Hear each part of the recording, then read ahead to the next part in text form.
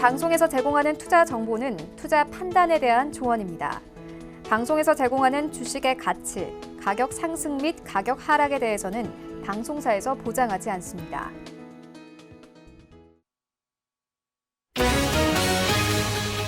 간추린 경제 뉴스입니다. 뉴욕 증시는 호재가 잇따르면서 S&P 500 지수가 사상 최고 기록을 돌파하는 등 상승 랠리를 보였습니다. 뉴욕 증권거래소에서 다우존스 지수는 0.49% 상승했고 S&P 500 지수는 전장에 비해 0.56% 상승한 3039.41을 기록해 지난 7월 26일에 세웠던 사상 최고치 기록을 경신했습니다. 나스닥 지수도 1.01% 상승하며 거래를 마쳤습니다. 트럼프 대통령은 이른바 1단계 무역협정 체결을 위한 협상이 예상보다 빠르다고 말했습니다. 트럼프 대통령은 현지 시간 28일 기자들에게 중국과 무역 합의의 큰 부분에 서명하는 것이 아마도 예정보다 빠를 것이고 이는 전체 무역 합의에서 매우 큰 비중을 차지할 것이라고 덧붙였습니다. 유럽연합 EU가 사흘 앞으로 다가온 브렉시트 시한을 내년 1월 31일까지 3개월 연장하는 데 합의했습니다. 도널드 투스크 EU 정상회의 상임의장은 트위터에 EU 27개국이 영국의 브렉시트의 탄력적 연기 요청을 수용하기로 합의했다면서 이같이 밝혔습니다.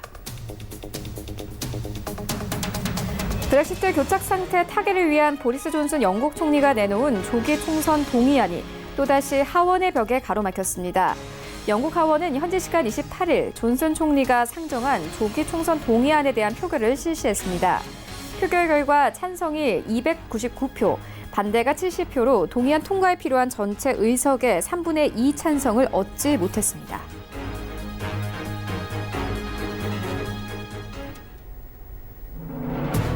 네, 시청자 여러분 안녕하십니까? 출발 증시 와이드 1부 시작합니다. 최윤입니다. 어제 우리 증시 양지수 모두 보합권에서 마감이 됐습니다. 양시장 모두 제자리 걸음이었는데요. 일단 코스피 시장은 2090선에서 마감이 됐고요. 코스닥 시장은 652선에서 마감이 됐습니다. 코스피 시장 장 초반만 하더라도 강했습니다. 전날 뉴욕 증시가 미중 무역 협상 진전 기대감으로 강세를 보였기 때문에 우리 시장도 어제는 2100선 뚫어내면서 시작을 했습니다. 하지만 기업 실적이 좋지 않았던 종목들이 몇몇 나왔기 때문에 시장 하락세를 이끌었는데요. 대표적으로 현대 로템과 기업은행의 실적이 좋지 않았습니다. 코스닥 시장도 마찬가지로 보합권에서 마감이 되는데요. 최근 강세를 보였던 IT 부품주들이 큰 폭으로 하락하면서 어제 외인과 기관들 매수세에도 불구하고 보합권에서 마감이 됐습니다.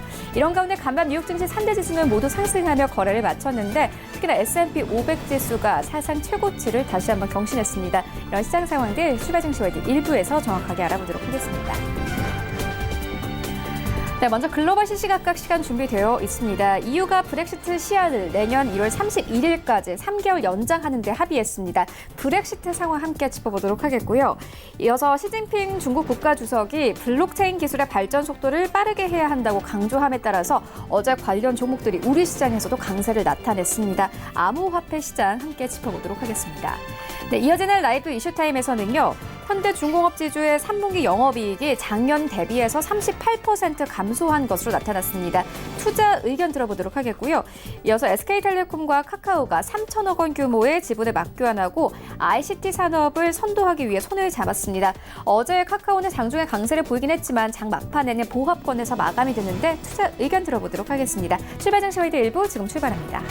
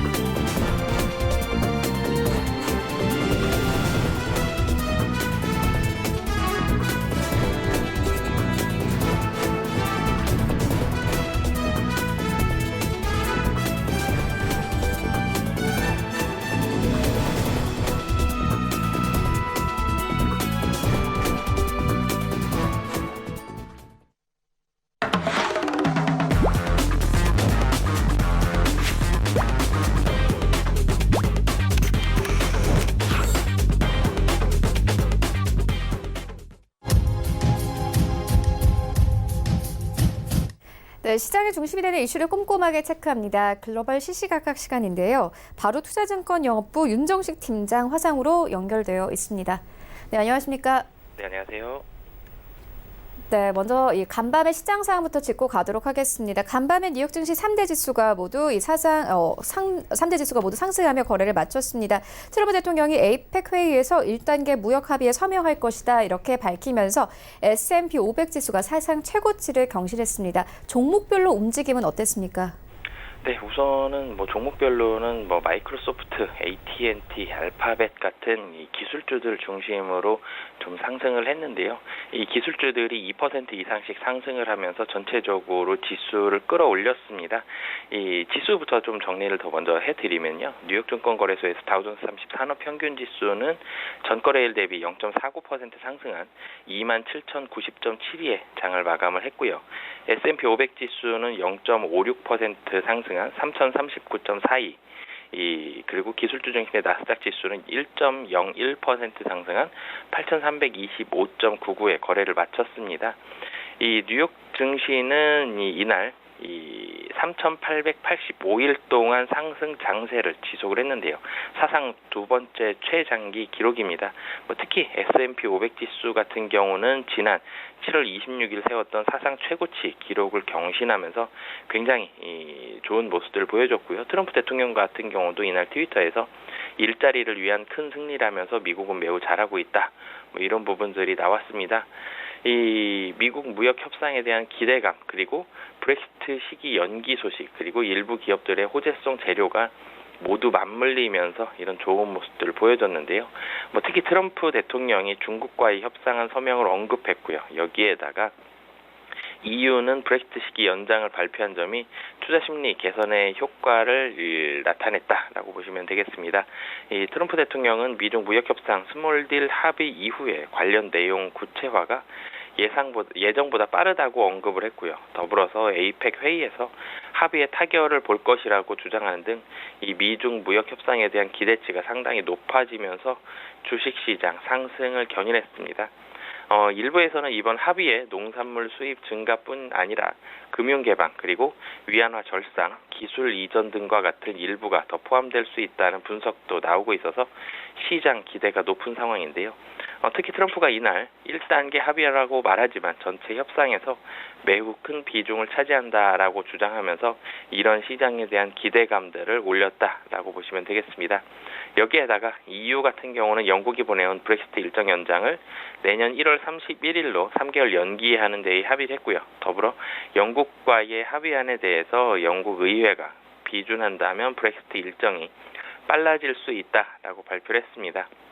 이 결과만 놓고 본다라면은 이 노딜 브렉시트 시장에서 EU에서는 가장 큰 우려감이죠. 노딜 브렉시트에 대한 우려감이 완화되면서 위험자산 선호 심리를 높였다라고 보시면 되고요. 이 존슨 총리가 주장한 12월 12일 조기 총선은 의회가 이 부결해서 브렉시트 관련 고착화는 이어가고 있는 그런 상황이다라고 보시면 되겠습니다. 미국 증시는 지난 8월부터 경제 침체에 대한 우려가 제기되면서 8월 한 달 동안 이 S&P 500 지수가 1.8% 하락하는 등 이런 부진을 겪어왔는데요. 9월에도 비슷한 추세가 지속됐습니다. 국내 증시도 마찬가지로 7월, 8월 상당히 좀 좋지 않은 그런 모습들을 보여줬는데요. 미국에서 10월 들어서 미중 무역 협상 진전 등에 따라서 국내 증시 마찬가지로 반등을 했습니다. S&P 500 지수 같은 경우는 8월 저점에 비해서도 8월에 분명히 하락을 했었지만 8월 저점 대비해서 6% 넘게 이 상승을 한 상태고요. 여기에다가 뉴욕 증시에서는 기업들의 3분기 실적이 상당한 강세를 보이면서 상승세에 탄력이 붙은 그런 상황이다라고 보시면 되겠습니다. S&P 500 지수 소속 기업 중에 206곳이 3분기 실적을 발표했는데 80%에 육박하는 기업들이 실적 예상치를 웃돌면서 좋은 모습들을 보여줬습니다. 종목별로 다시 좀 더 말씀을 드리면요.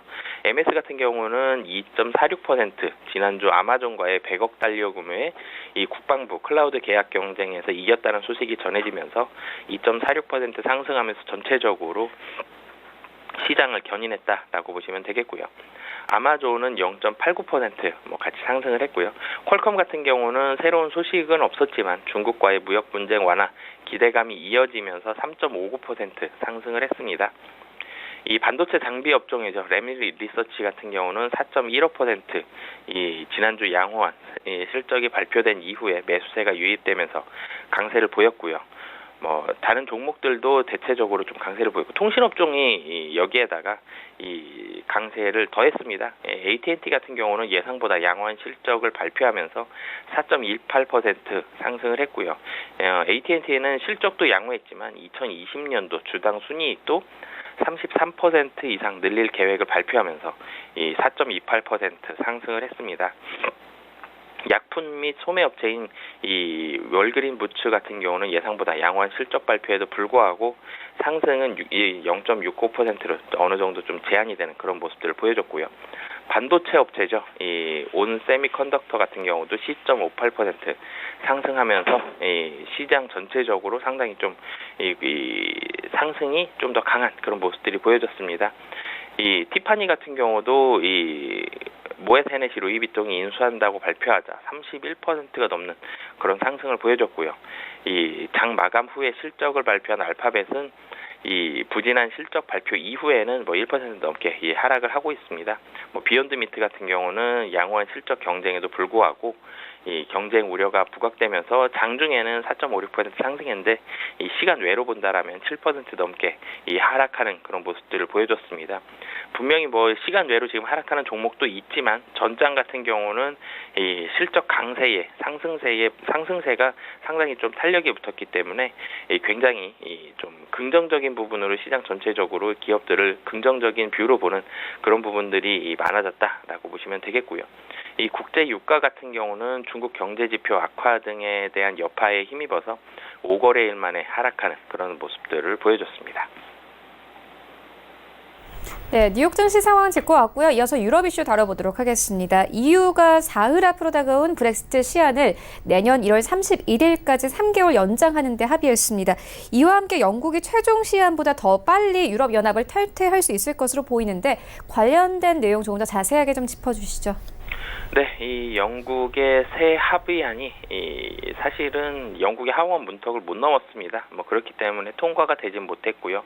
이 10월 말로 예정되어 있었던 이 일정이 이제는 1월 31일까지 이 EU의 기한을 연장 요청을 했고요. 브렉시트가 내년 1월 31일까지 3개월 연장에 합의가 됐다라고 보시면 되겠습니다. 이 EU 정상회의 상임의장은 이런 부분들은 탄력적 연기에 분명히 포함이 된다라고 얘기를 하면서 이 요청에 대한 수용을 합의를 했는데요. 이 영국이 탈퇴를 위해서는 EU 내 인구의 65% 이상 그리고 28개 회원국 중 16개국 이상이라는 두 가지 기준을 동시에 충족해야 합니다. 그런 다음 탈퇴 국가를 제외한 다른 27개국이 의회 동의를 받아야 하는데요.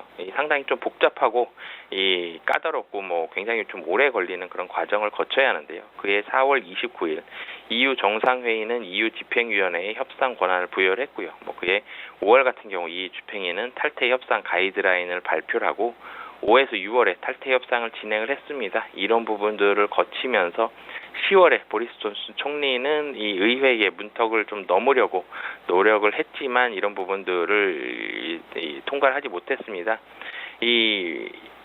테리사 메이 총리가 4월 EU 정상회의에서 탈퇴 시점 연기를 제한할 수밖에 없었던 상황이 이 브렉시트 시한인 3월 29일까지 영국 하원 법안을 통과하지 못했기 때문이었는데요. 그때 회원국 정상들이 만장일치로 이거를 받아들여서 브렉시트 시한을 10월 31일로 연기를 했었습니다. 이 메이 총리 같은 경우는 브렉시트 합의안이 하원을 통과하면 시한이 되기 전에 탈퇴한다는 조건을 제시를 했지만 이 합의안은 하원에서 통과되지 못했고 메이 총리 같은 경우는 결국 7월 23일 총리에서 물러났고 이 보수당 내에서 이 보리스 존슨이 7월 24일에 총리에 취임을 했습니다. 이 브렉시트 강경론자인 이 보리스 존슨 총리 같은 경우는 어떤 일이 있더라도 10월 31일 EU를 탈퇴하겠다라고 강조를 했었는데 이런 부분들이 통과를 하지 못했습니다. 이 존슨 총리 같은 경우는 이 10월 17일 벨기에 브뤼셀에서 EU 정상회의 개막을 몇 시간 앞두고 브렉시트 재협상을 극적으로 타결을 했지만 의회에서 이 시동이 꺼졌다라고 보시면 되는데요. 이런 부분들 같은 경우 본다라면은 브렉시트 상당히 좀 험난하다라고 보시면 되겠고요. 굉장히 얼마나 이런 부분들이 나오기가 이 영국의 국내 그리고 국제 정치에서 얼마나 어려운 일인지를 뭐 이런 부분들을 보여줬다라고 보시면 되겠습니다. 브렉시트로 인해서 영국에서는 뭐 국가 이미지도 상당히 좀 좋지 않은 그런 모습들을 보여줬는데요. 이런 부분들이 1월 30일까지 3개월 연장이 됐다라면은 우려감이 당분간 걷어내진 것은 맞지만 뭐 사실 미중 무역 전쟁과 마찬가지입니다. 최근 들어서 미중 무역 전쟁도 분위기 좋지만 타결이 아직 된 건 아니거든요. 이 브렉시트도 마찬가지로 이 우려는 당분간 걷어냈지만 아직까지는 이루어진 것은 뭐 우려감만 결론을 짓는 그 시일만 조금 미뤄졌다라고 보시면 되겠습니다. 이 로이터 통신 같은 경우는 최종 시한 전에 탈퇴 가능일이 뭐 12월 1일 혹은 내년 1월 1일이다라고 얘기를 했는데 이런 부분들은 뭐 아직까지는 확정이 된 바가 없기 때문에 분명히 우려감들은 아직까지 남아있다라고 보시면 되겠고요. 하지만 시장에서 반응하는 부분들은 오늘이 이제 10월 29일이거든요. 이제 10월 31일까지 되어 있던 이런 부분들에 대한 이 기한을 연장을 했다라는 부분들이 상당히 좀 긍정적으로 좀 받아들였다라고 보시면 되겠습니다. 지난 2016년 6월 브렉시트 국민투표 이후에 브렉시트가 총 3번이 연기가 됐습니다. 3월 29일 예정된 브렉시트가 4월 12일로 그리고 여기에다가 10월 31일로 그리고 이번에도 또 탄력적 연장이다라고 그러면서 1월 31일까지 3개월 연장에 합의를 했는데요. 얼마나 브렉시트가 이 중요한 일이고 그리고 영국도 그렇고 EU도 그렇고 쉽지 않은 일이다라는 부분들을 이런 부분들이 보여주고 있고요. 영국에선 브렉시트 국민투표를 다시 하자라는 움직임까지 일고 있기 때문에 브렉시트는 긍정적인 부분들을 바라보면서 시장 상승에는 견인을 했지만 아직까지는 뭐 상당한 혼란이 이 영국에서는 그리고 EU에서는 남아 있다라고 보시면 되겠습니다. 이런 부분들을 대비하기 위해서 이 한국과 영국 FTA의 국회 본회의가 통과가 되면서 비준 절차가 마무리가 됐는데요. 한국과 영국의 FTA는 영국이 유럽연합을 탈퇴하는 이 브렉시트에 대비한 것으로 영국이 아무런 합의 없이 탈퇴하는 이 노딜 브렉시트의 경우 즉시 발효가 됩니다. 그렇기 때문에 이런 부분들에 있어서의 대비는 상당히 좀 중요하다라고 보시면 되겠고요. 이 아시아 국가 중에서는 영국과 FTA 비준을 완료한 것이 한국이 처음일 정도로 굉장히 한국에서 많은 노력을 했지만 그래도 이 영국이 뭐 국내가 뭐 한국과 영국이 FTA를 체결을 했다고 하더라도 영국이 노딜 브렉시트로 탈퇴를 한다라면은 저는 글로벌 경기에는 상당한 타격과 충격을 줄 것으로 충분히 예상을 할 수 있을 것 같습니다. 네, 노딜 브렉시트 우려가 완화되면서 위험 자산 선호 심리를 높였는데요. 간밤 뉴욕 증시에서도 호재로 작용이 됐다는 부분 짚어주셨습니다. 미국과 유럽 이슈 짚고 왔고요. 이어서 중국 이슈 다뤄보도록 하겠습니다. 시진핑 중국 국가주석이 블록체인 기술의 발전 속도를 빠르게 해야 한다 이렇게 강조함에 따라서 어제 우리 증시에서도 관련된 종목들이 일제 급등세를 나타냈습니다. 암호화폐 관련 종목들 향방 어떻게 보고 계십니까? 네, 사실은 전일 같은 경우 시진핑 중국 국가 주석이 블록체인 기회를 잘 활용해야 한다라면서 이 블록체인 개발에 박차를 가할 것으로 시사를 하면서 우선 첫 번째로는 암호화폐 비트코인이 40% 폭등을 했고요. 관련 주들이 같이 올라가면서 굉장히 올라갔습니다. 중국에서도 비트코인 관련한 종목들 뭐 30%, 40%씩 막 올라가는 그런 모습들을 보여줬고요. 국내 증시 같은 경우도 상당히 좋은 모습들을 보여줬습니다. 이 시진핑이 지난 24일 중국 경제의 주요 돌파구로 이 블록체인 기술을 언급을 한 건데요. 이 중국이 들어온다 그러면은 뭐 비트코인뿐만이 아니라 블록체인뿐만이 아니라 뭐 모든 섹터들이 사실은 다 올라갈 수 있는 뭐 굉장히 좀 강력한 그런 모습들을 보여주는데요. 페이스북 같은 경우는 사실은 이 암호화폐 이 리브라가 주춤하고 있습니다. 미국에서는 전 세계의 그런 화폐 경제를 해칠 수 있다라는 부분들을 얘기를 하면서 통화 질서에 혼란을 줄 수 있다는 이유로 미국의 당국의 반대에 부딪히고 있는데요. 하지만 시진핑 주석 같은 경우는 굉장히 독려를 하고 있습니다.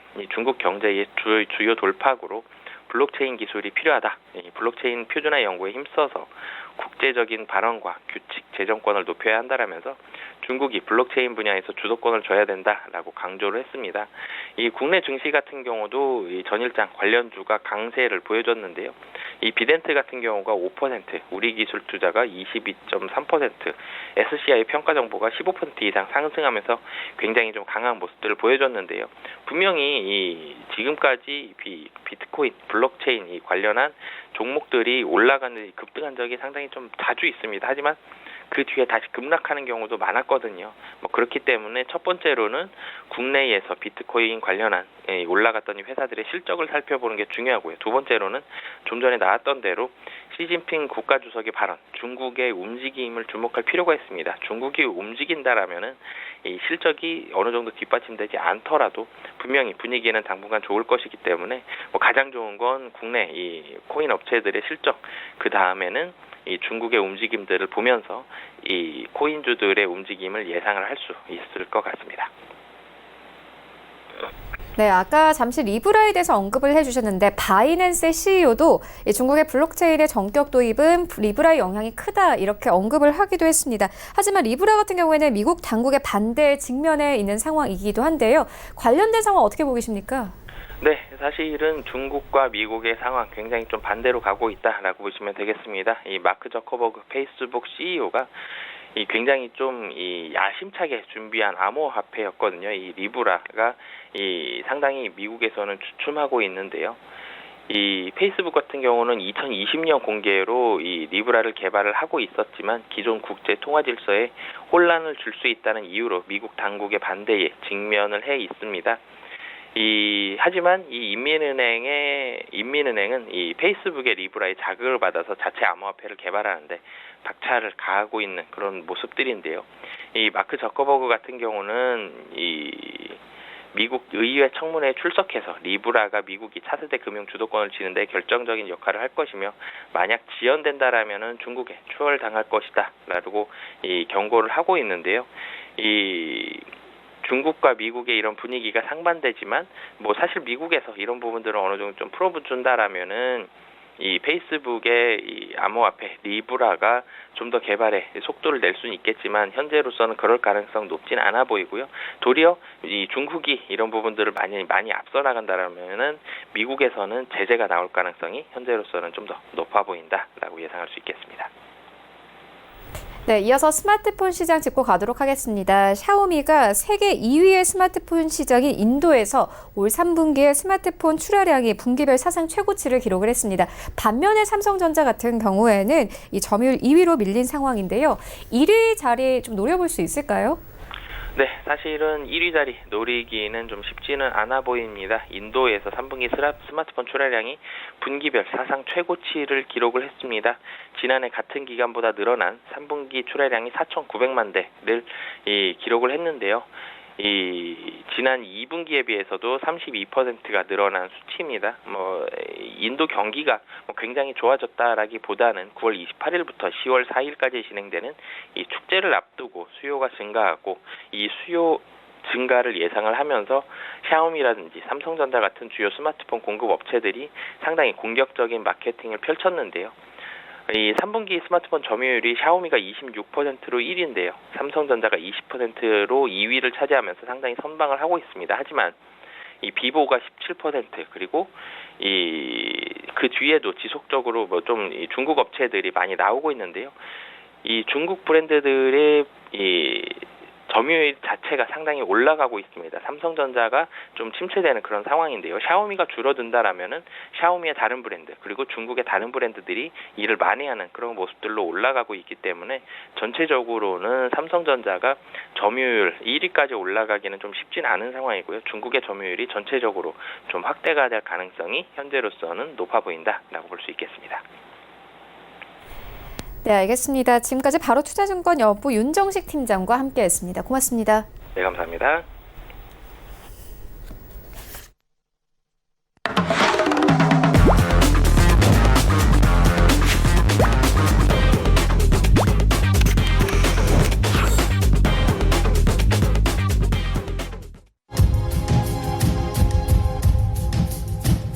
네, 국내 시장 쟁점 함께 분석해 보도록 하겠습니다. 라이브 이슈 타임인데요. KTB 투자증권 이성훈 과장 전화 연결되어 있습니다. 안녕하십니까?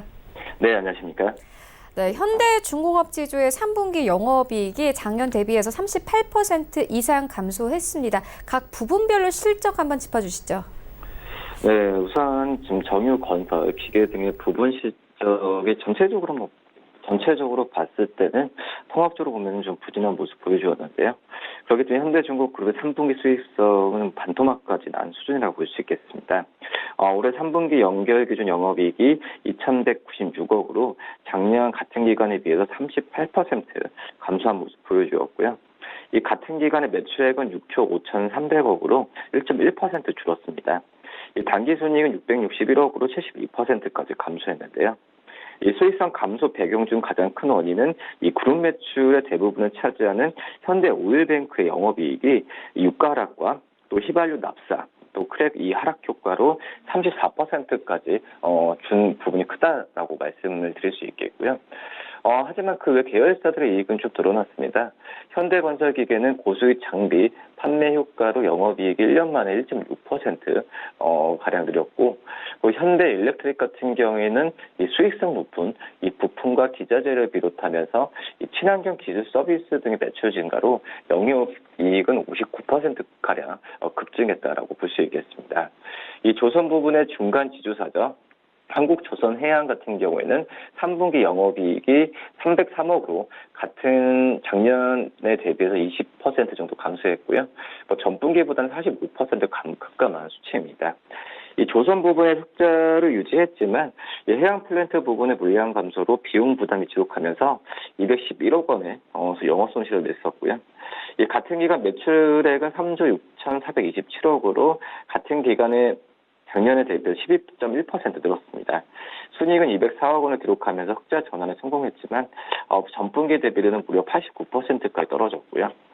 아울러 자회사 현대미포조선과 현대사무중공업이 환율 상승과 또 LNG 운반선 같은 이 고부가가치 선박의 매출 규정 확대 등으로 흑자 기조를 유지했고요. 우선 지금 조선 부분에서 경관 실적을 지금 이어가고 있는 건 긍정적인데, 이 미국과 중국 무역 분쟁 등에 따른 불확실성이 좀 지속되는 건 사실이라고 좀 볼 수 있겠고, 이 전 세계 발주량도 전년 대비 좀 줄었습니다. 이 최근 발주가 집중되고 있는 LNG선과 LNG 추진선 수주에 역량을 더 집중할 가능성이 크지 않을까, 이렇게 좀 판단됩니다. 네, 이어서 어제 좀 이슈가 있었던 종목들도 살펴보도록 하겠습니다. SK텔레콤과 카카오가 3천억 원 규모의 지분을 맞교환하고 ICT 산업을 선도하기 위해 손을 좀 잡았습니다. 어제 카카오는 장중에 좀 급등하기도 했다가 막판에는 강보합권에서 마감이 됐는데요. 두 종목의 영향 어떻게 보고 계십니까? 네, 우선 지분 맞교환을 통해서 전략적 동맹을 맺었다라고 볼 수 있겠고요. 우선 3천억 규모의 지분을 서로 맞교환하면서 전략적 파트너십이라고 볼 수 있겠습니다. 이 카카오는 신주 발행을 통해서 SK텔레콤에 배정하는 방식으로, 또 SK텔레콤은 이 자기 주식을 카카오에 매각하는 방식으로 지분을 맞교환했는데요. 이론에서 카카오는 SK텔레콤 지분 1.6%, SK텔레콤은 카카오 지분 2.5%를 보유하게 됐습니다. 업계에서 양사가 서비스하는 산업 부분이 다양하기 때문에 여러 분야에서 협업이 이루어질 것으로 전망하고 있는데요. 이 카카오는 포털과 플랫폼을 중심으로 하는 서비스의 강점을 갖고 있고, SK텔레콤은 5G 이동통신망을 활용해 하지 못했던 분야에 좀 진출할 수 있는 강점을 갖게 됩니다. 특히 양사 협업으로 이 모빌리티 생태계까지도 변화할 것이라고 전망이 되고 있는데요. 현재 카카오는 카카오 택시, 또 카카오 내비 등을 서비스하고 있고, SK텔레콤은 티맵택시, 티맵 등 같은 분야에서 경쟁 구도를 형성하고 있습니다. 특히 카카오 택시와 티맵택시는 높은 시장 점유율을 바탕으로 선두권을 다투는 서비스인데, 카카오와 SK텔레콤이 파트너십을 체결하면서 택시와 내비게이션 외에도 플랫폼과 5G망을 통해서 다양한 서비스가 나올 수 있겠고요. 이를 위해서 양사는 시너지 협의체를 좀 구성해 좀 운영한다고 밝혔고, 우선 모빌리티의 이 시너지에 대해서 아직은 시기상조란 말도 있습니다. 이번 양사의 협약은 모빌리티 부분이 아닌 통신과 커머스, 또 이제 미래 ICT 등을 포함한 기술 혁신에 해당하는 거기 때문에 어떤 개별 서비스의 협업은 아직 결정된 것은 아니라고 볼 수 있겠고요. 하지만 미래 신사업을 위해서 손을 잡는 것이 그런 상황이기 때문에 어떤 블루오션으로 평가받고 있는 이 모빌리티 분야에서 협업의 결과물이 나올 가능성도 높다라고 볼 수 있겠습니다. 이 5G 시대에 자율주행차 등도 지금 나오고 있으니까 이 모빌리티 차원에서 양사 협력이 기대되는 것은 사실이고요. 이 SKT 내비게이션 서비스 팀앱을 이 카카오 모빌리티에 접목할 경우에 어떤 막강한 모빌리티 플랫폼으로 자리 잡을 가능성이 크다라는 지금 평가고요. 또 다른 의견은 있는데 일단 모빌리티 분야에 대해서 양사가 선을 긋고 있지만 중장기적으로는 티맵과 카카오택시 협의 가능성은 상당하다라고 얘기하고 있고 이럴 경우에 엄청난 모빌리티 관련 빅데이터 수집이 가능하게 될 것이라는 부분입니다. 이럴 경우에 모빌리티 업계와의 경쟁 관계에서 압도적인 우위를 점할 수밖에 없는 것이 사실이라고 볼 수 있겠고 장기적으로 절대 강자가 될 것이라는 부분이 지배적입니다.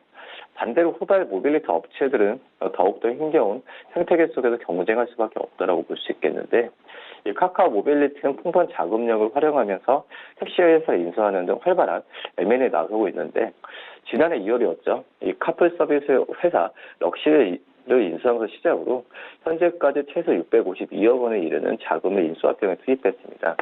그리고 현재 카카오 모빌리티는 확정된 3곳을 포함하면서 많게는 6곳의 택시회사 인수를 검토하고 있는 것으로 알려지고 있습니다.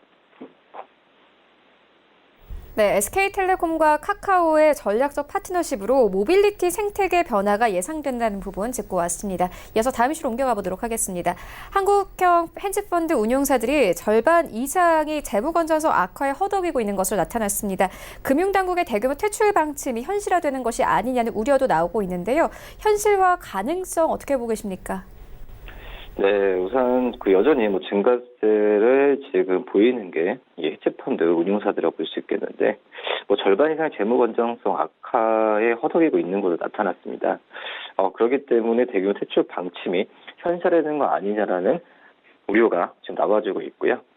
우선 금융투자협회에 따르면 금융당국에 등록된 한국형 해치펀드 운용사 수는 200개로 잠정 집계됐는데 올해만 31개, 그러니까 상반기 때 17개, 하반기 때 14개가 늘었습니다. 올 들어도 가장 많은 9개사가 지금 등록을 했는데 우선 금융투자협회 관계자는 해치펀드 운용사 등록업체가 지난달에는 거의 전무였지만 이번 달 들어서 다시 크게 늘었다라는 부분을 밝혔고요. 주식은 물론 채권, 부동산 같은 다양한 분야의 전문성을 갖춘 업체가 증가하는 추세라고 말했습니다. 이 업계에서는 지난 2015년 하반기부터 해치펀드 운용사의 설립 문턱이 대폭 낮아지면서 설립이 꾸준히 늘어났다는 좀 분석이 나와지고 있는데 특히 기존 투자자문사에서 해치펀드 운용사를 전환하는 사례도 늘고 있다. 이 부분을 좀 밝혔고요. 금융당국은 지난 2015년이었죠. 15년에 해치펀드 운용사 설립 요건을 인가제에서 등록대로 전환하고 최소 자본금 요건을 60억에서 20억으로 낮추면서 이 올해부터 10억 원으로 추가로 낮추면서 설립 문턱을 좀 완화했고요. 이 운용사 수는 지금 늘어나긴 했지만 이 건전성은 좀 전처럼 지금 개선되지는 않고 있습니다. 앞서 지난 6월이었죠. 전체 해치펀드 운용사 186개 중 97개, 그러니까 총 52.2%가 자기 자본이 자본금보다 적은 자본 잠식 상태인 것으로 나타났고요. 설립 초기 대부분 수익성이 떨어지면서 납입 자본군이 회사 운영비로 사용하면서 잠식 상태에 빠진 것이라고 좀 볼 수 있겠습니다. 실제 올 상반기 전체 해치펀드 운용사 중에 101개사가 지금 적자를 냈고요. 벌써부터 대규모 퇴출 우려가 나와주고 있습니다. 금융당국의 사모펀드의 대규모 원금 손실과 환매 중단 사태 등과 관련하면서 사모펀드 운용사의 대규모 퇴출 가능성을 시사했는데요.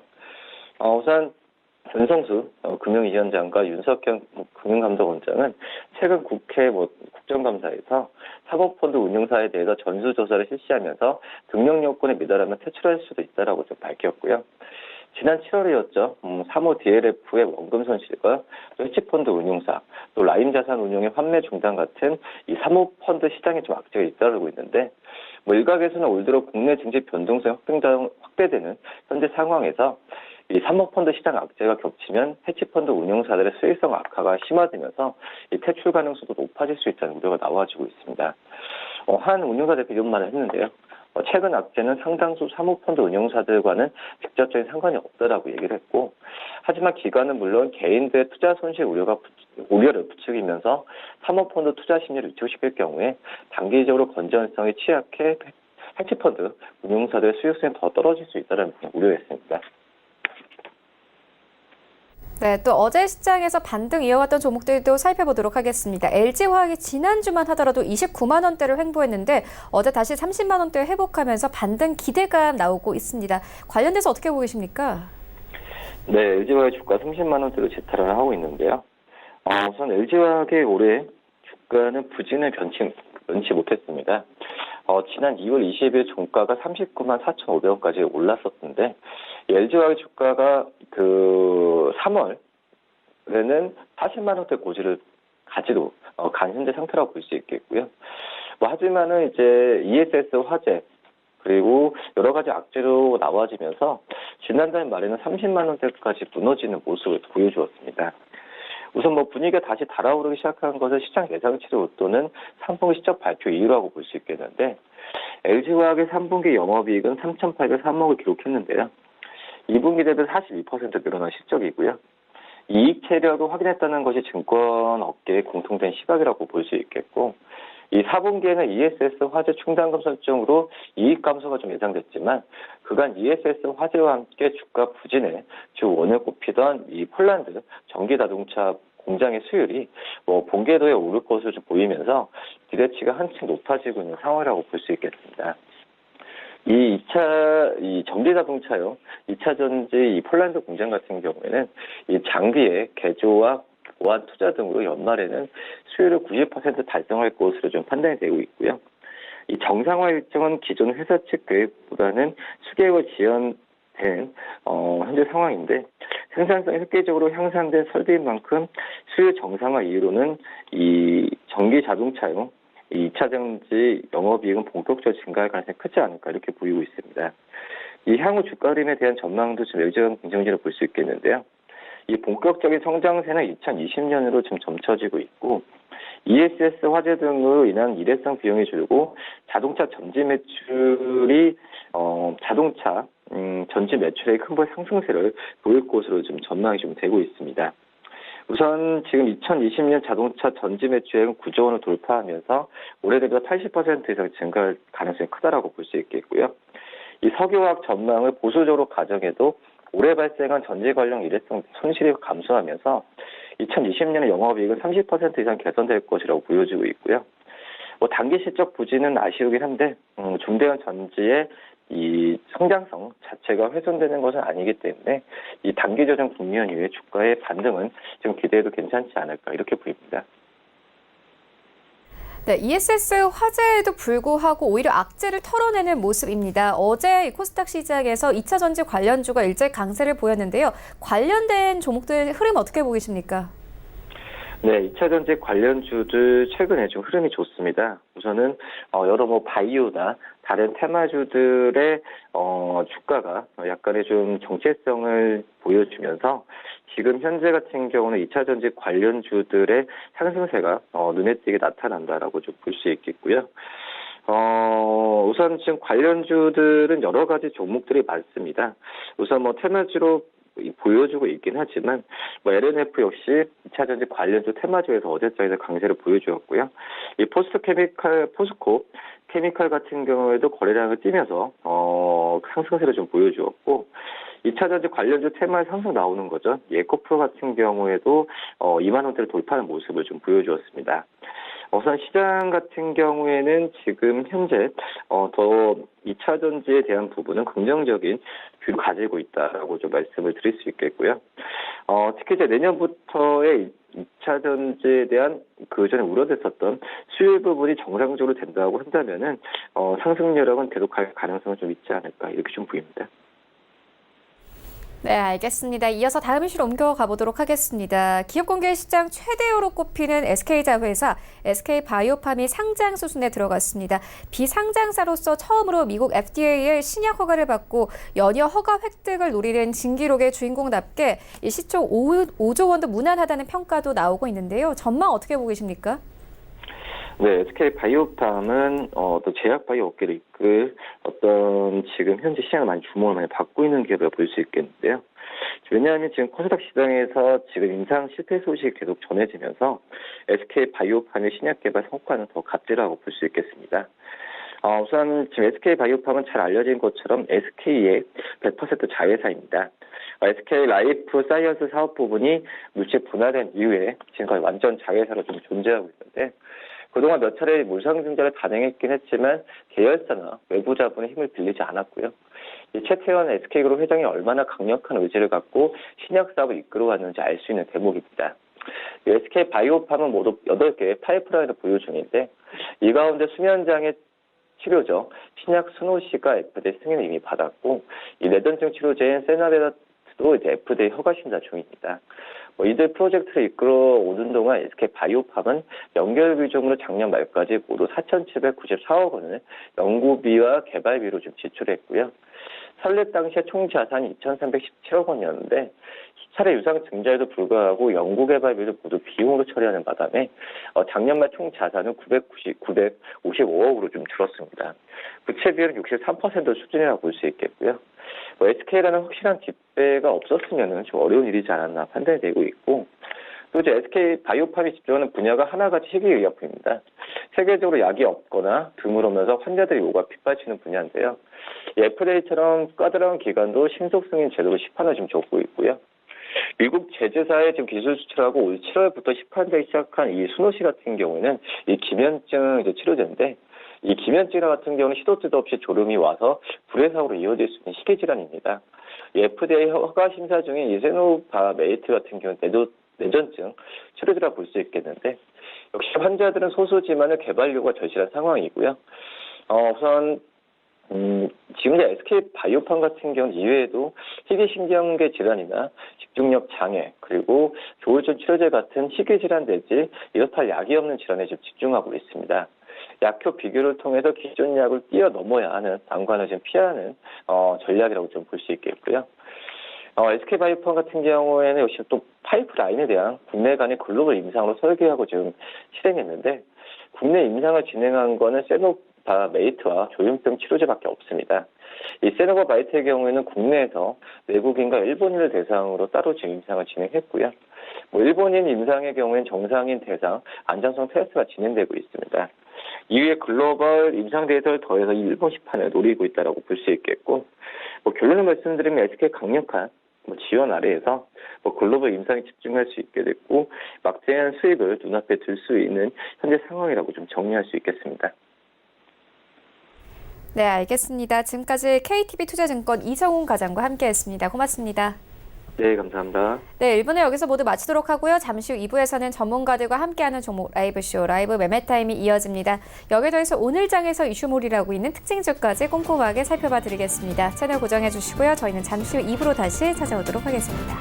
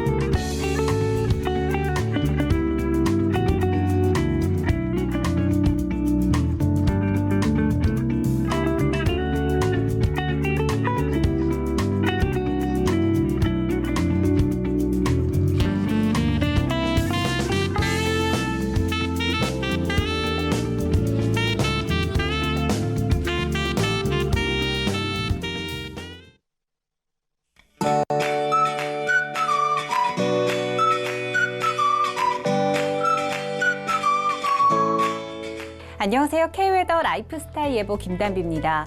밤사이 중부지방을 중심으로 천둥, 번개를 동반한 요란한 비가 내렸습니다. 현재도 전라도 일부 지역은 흐리고 빗방울이 떨어지는 곳이 있는데요.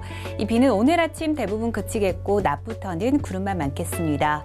전라도를 제외한 전국은 대체로 맑겠고요. 서울의 아침 기온은 9도, 낮 기온은 16도로 아침 기온은 평년보다 높고 낮 기온은 평년과 비슷하겠습니다.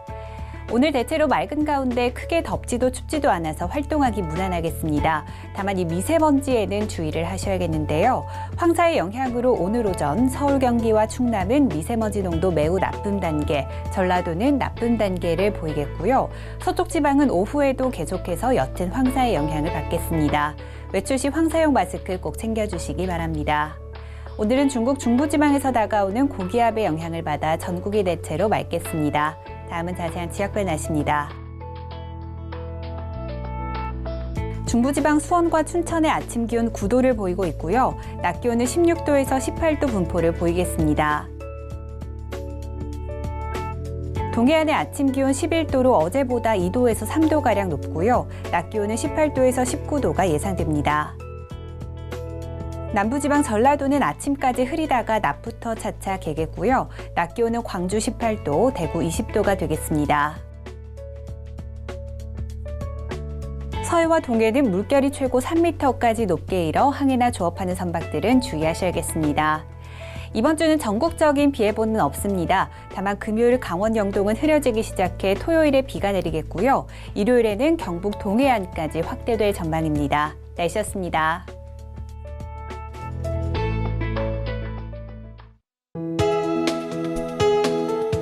방송에서 제공하는 투자 정보는 투자 판단에 대한 조언입니다. 방송에서 제공하는 주식의 가치, 가격 상승 및 가격 하락에 대해서는 방송사에서 보장하지 않습니다.